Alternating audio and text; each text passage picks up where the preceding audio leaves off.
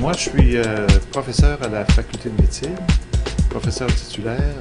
J'enseigne surtout les neurosciences, en fait. Et en même temps, je suis chercheur à la faculté de médecine, donc je fais des recherches depuis près de 40 ans maintenant déjà, sur l'organisation du cerveau, justement. Le cerveau humain, le cerveau animal aussi. Le livre, c'est un voyage dans le temps.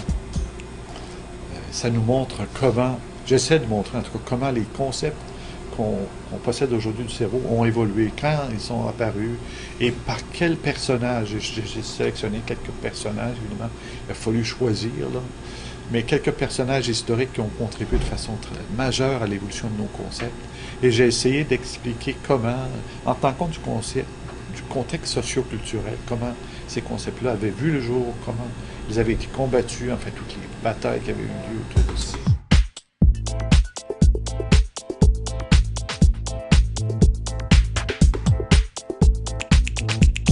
Dans le volume, en fait, moi je remonte ça jusqu'à la préhistoire, en fait. Là, ça remonte très très loin. On ne peut pas parler de recherche à ce moment-là.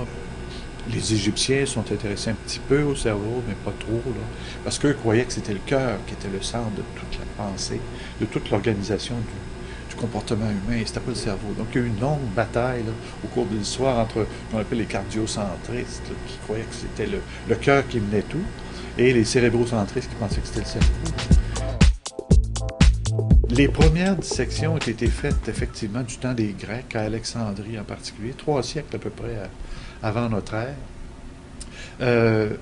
Ça a été permis à ce moment-là de le faire. Après coup, les autres dirigeants qui sont arrivés par après ont interdit les dissections pour toutes sortes de raisons. Et ça a duré, comme vous disiez, là, pendant plus de 1000 ans, 1500 ans à peu près, où il n'y a pas eu de dissection, ou très très peu. Ça se fait de façon cachée. Le fait qu'il n'y en a pas eu de dissection pendant toute cette longue période-là, c'est que la façon de voir le cerveau était dominée par des concepts qui ont été formulés par Galien au 2e siècle après, au 2e siècle de notre ère. Il y a plusieurs concepts là, qui ont été développés même du temps des Grecs que par la suite on n'a pas accepté, on a négligé, et qui sont apparus aujourd'hui comme étant vraiment très évidents. Je pense entre autres au rôle du cortex cérébral dans les fonctions intellectuelles supérieures. Ça, c'est déjà Érasistrate du temps de l'époque d'Alexandrie, 3 siècles avant notre ère. Érasistrate avait pensé que le cortex, l'enveloppe, les parties plus superficielles du cerveau étaient ondulées, il y avait beaucoup de ce qu'on appelle les circonvolutions aujourd'hui. Et pour lui, c'était important, c'est là que siégeait l'intelligence, etc. Mais aujourd'hui, on sait effectivement que les circonvolutions cérébrales sont importantes. Ça augmente la surface du cerveau, tout simplement. Le cerveau se développant dans une boîte crânienne fermée, la boîte crânienne se ferme plus tôt que le développement du cerveau. Donc, le cerveau doit se développer dans un espace très clos, très, très limité. Et la façon de le faire, c'est de faire des circonvolutions comme ça. Si vous dépliez les circonvolutions du cerveau, vous avez plusieurs mètres de surface corticale. Donc, Érasistrate, on peut dire qu'il avait raison.